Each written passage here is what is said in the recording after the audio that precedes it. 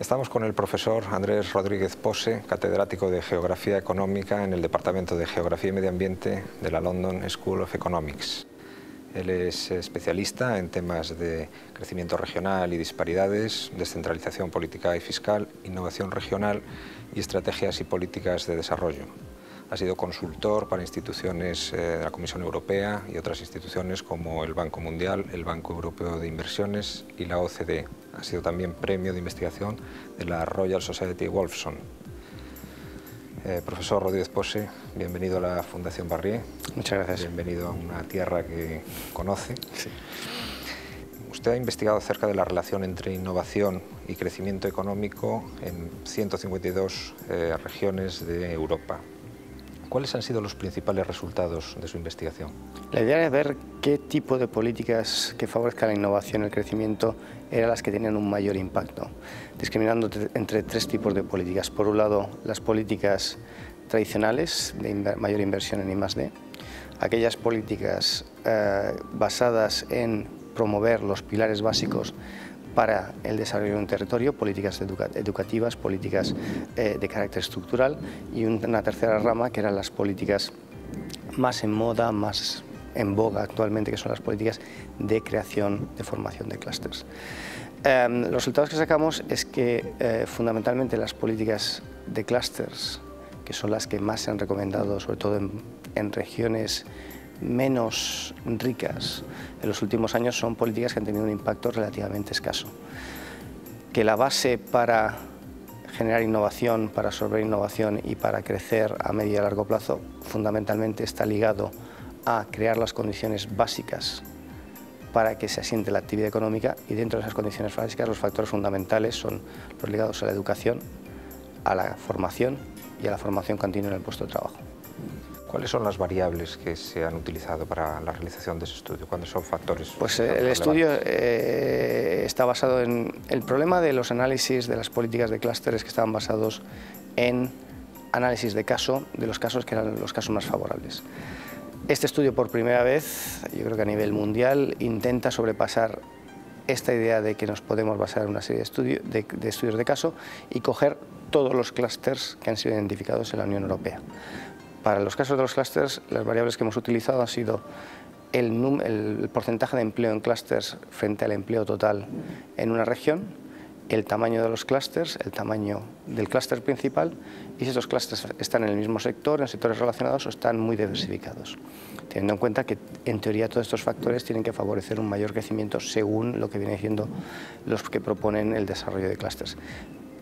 Para los otros vectores, pues había tipo de variables, había otras variables. La variable de innovación era más inversión en I+D y número de patentes, mientras que las bases del crecimiento, pues utilizábamos factores como nivel educativo de la población adulta, nivel de formación en empresas, pero también en otras áreas, pues empleo, porcentaje de empleo, porcentaje de desempleo, desempleo de larga duración, desempleo juvenil, estructura sectorial, porcentaje de la población en el sector agrícola, que generalmente es un sector menos dinámico, y edad, variables demográficas como edad de la población.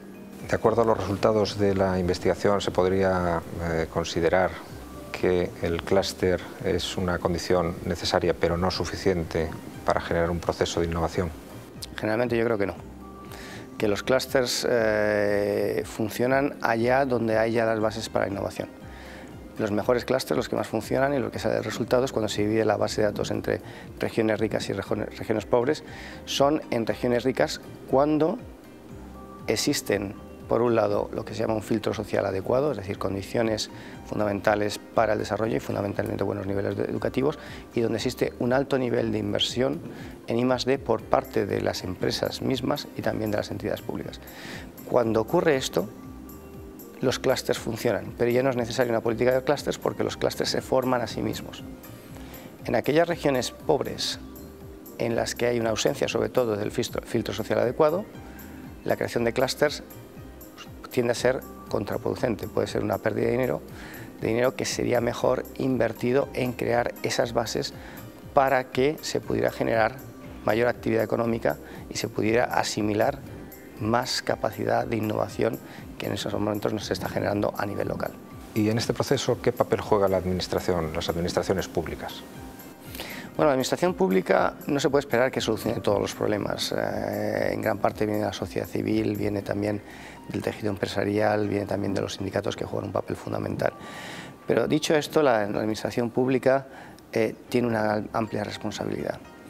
Y la administración pública tiene que buscar aquellos tipos de políticas que sirvan para crear cambios estructurales que tengan efecto a largo plazo, a medio o largo plazo, y que creen un tipo de desarrollo sostenible, una capacidad de innovación sostenible. El problema que se ha tenido en muchos casos en España, en las administraciones públicas locales, las administraciones públicas regionales y la nacional, como ocurre en muchas partes del mundo, es que se ha buscado el ciclo político, las soluciones visibles a relativamente corto plazo, con el horizonte de 2, 3, 4 años, siempre antes de las elecciones, y aquellas que se pueden inaugurar. Esto ha llevado a que se haya puesto énfasis en todo tipo de infraestructuras, no digo ya infraestructuras de transporte, sino cuando se habla de políticas de innovación muchas veces no se hacen políticas de innovación, se hacen políticas de infraestructuras para la innovación para que se pueda inaugurar justo antes de las elecciones, en detrimento de políticas de formación continua que no se ven, que tienen frutos a más largo plazo, pero que son básicas para crear las bases de una capacidad de innovación sostenible. Las administraciones públicas sí tienen una competencia en crear esa política de educación. Tienen una competencia y esa política pues se tiene que crear. ¿Qué problemas tenemos en educación? En educación tenemos el problema de que aunque se ha aumentado mucho el acceso a la educación, se ha aumentado mucho el acceso pues, a la educación sobre todo superior, con niveles de porcentajes de acceso que están por encima de la media europea.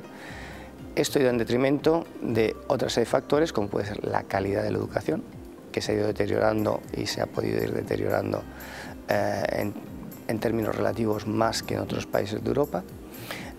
Los informes de PISA nos ponen, pues, no en el furgón de cola, pero no tampoco por encima de la media. Ha habido el problema de que se ha formado mucho, pero se ha formado en áreas que muchas veces tenían un ajuste difícil con el mercado de trabajo y en áreas que no fomentaban la aparición de una capacidad emprendedora. Pongamos un caso claro, el de las universidades. Se han creado universidades en todas las provincias españolas, pero en vez de especializar las universidades, de hacer que las universidades tuviesen una función, que no es la única, pero mayor vinculación al tejido productivo, que se especializasen para buscar la excelencia, lo que se han creado son universidades miméticas en toda España, en el que priman determinadas materias, que ha dado lugar a que tengamos excesos de abogados, con todos mis respetos para los abogados, o que tengamos excesos de especializaciones en humanidades, en ciencias sociales, y tengamos déficits fundamentales en otras áreas que pueden generar más innovación, pueden dar lugar a spin-offs y empresas y pueden generar más competitividad. Y a nivel Europa, es decir, ¿cuál es el panorama? ¿Hay regiones en las que pudiéramos fijarnos, que pudieran servir de ejemplo? Es difícil de buscar un modelo porque, en primer lugar, Europa es muy heterogénea y hay muchos distintos modelos nacionales, incluso dentro de las naciones muchos distintos modelos regionales y modelos locales. Y es muy difícil también porque las estructuras, las condiciones institucionales son muy distintas de un país a otro.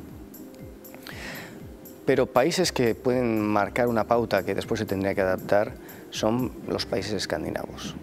Un país como Finlandia ha apostado muy claro por el sistema educativo. No ha apostado por sectores, no ha apostado necesariamente por clústeres, aunque ha habido políticas de clústeres. Lo que ha apostado es por educación de muy alta calidad, tanto a nivel primario como a nivel secundario y después a nivel universitario, promoviendo universidades con muy alta formación, no muy numerosas, pero que sí que dan una formación excelente. Esto se refleja después en que los estudiantes finlandeses aparecen en los informes de la OCDE, los informes PISA, como uno de los mejores preparados a nivel de educación secundaria. Y después tienen, cuando pasan a la universidad, con la formación consiguen altos niveles de productividad. También eso se da en países como Suecia o como Noruega, que no están tan altos, pero están no muy lejanos de Finlandia. Se combina con mercados laborales en los que se da un alto nivel de flexibilidad, alta capacidad o altas facilidades para contratar y para despedir, compaginado con un alto nivel de protección social, que es costoso, pero se puede permitir. Y resulta menos costoso que a lo mejor el sistema español, precisamente porque la flexibilidad del mercado de trabajo permite que los desempleados se contraten, se vuelvan a emplear relativamente fácil, teniendo en cuenta que el nivel de educación medio es muy bueno. Y en ese sentido, ¿cuál es un poco la política que se está haciendo, se está promoviendo desde la Unión Europea que pueda ayudar a ese objetivo no conseguido, plasmado, recogido en la Agenda de Lisboa, de convertir a la economía europea en la economía más competitiva del mundo, basada en una sociedad del conocimiento? El problema es que la Agenda de Lisboa no se ha cumplido, no es que no se haya cumplido, ni estamos cerca, estamos igual que estábamos en el año 2000. Europa se ha quedado parada. El problema que nos planteábamos en la Agenda de Lisboa en el año 2000 era que llevábamos 3 décadas creciendo por debajo de los Estados Unidos. Y sobre todo el problema era que la productividad y la capacidad innovativa de nuestros centros de investigación era mucho menor que la de Estados Unidos. En los últimos 10 años la diferencia con Estados Unidos ha crecido, pero el problema ya no son los Estados Unidos. El problema es que hoy en día países como China ya no crecen porque son más baratos, están empezando a crecer porque tienen universidades cada vez más punteras, porque tienen mano de obra cada vez más cualificada y porque están creciendo, a partir de ahí están creciendo en productividad, están creciendo en alta tecnología, están creciendo en capacidad innovativa. Y cuando hablamos de China hablamos de, por ejemplo, de la India, donde las entradas o las escuelas tecnológicas están entre las mejores del mundo. La cuestión es si nosotros seguimos así, si vamos a poder seguir manteniendo nuestro nivel de vida. Y para eso se necesitan políticas muy serias y se necesita un gran coraje político, pero no solo político, sino un gran coraje como sociedad para afrontar los retos y decir, bueno, si no lo vamos a pagar nosotros, seguramente lo van a pagar nuestros hijos. En Estados Unidos también hay cierta preocupación, ¿no? Estados Unidos tiene una gran preocupación porque tiene un sistema educativo, en educación primaria y en educación secundaria que no es de los más avanzados. Tiene problemas como puede tener el sistema español, pero tiene una gran ventaja, que es un sistema universitario que es la envidia de todo el mundo y que hasta hace poco y sigue, está trayendo al mejor talento del mundo. Fenómenos como Silicon Valley no están basados en el dinamismo interno o la capacidad de los ciudadanos o de los norteamericanos, están en la capacidad que tiene un país como Estados Unidos para absorber talento de todo el mundo. Indirectamente, porque esta gente, los mejores cerebros de China, de la India, de los países del este, de Europa, van a estudiar a las mejores universidades americanas, en el caso de Silicon Valley en Stanford, y acaban después trabajando en las empresas de Silicon Valley o creando empresas, porque además tienen acceso a financiación, tienen acceso a centros de investigación, o ya directamente que se forman en sus países y van a trabajar allí porque es donde hay más oportunidades de trabajo. A nosotros nos sirve de poco que se haya mejorado en algunos casos en determinados departamentos universitarios, que no todo el panorama es negativo, hay partes positivas, que sean punteros a nivel mundial, pero que después esta gente no tenga salida en el mercado nacional. Si se van a Estados Unidos y están 3 años y quieren experiencia y vuelven, ideal, pero como las condiciones que se dan aquí de panorama empresarial, de capacidad institucional, de apoyo institucional, son mucho menores que las que hay allí, lo más lógico es que se queden allí y se queden durante mucho tiempo. Pues muchas gracias, profesor Rodríguez Pose. Ha sido un placer tenerle con nosotros, que nos dedicara estos minutos para escuchar sus reflexiones tan interesantes. Muchas gracias. El placer es mío.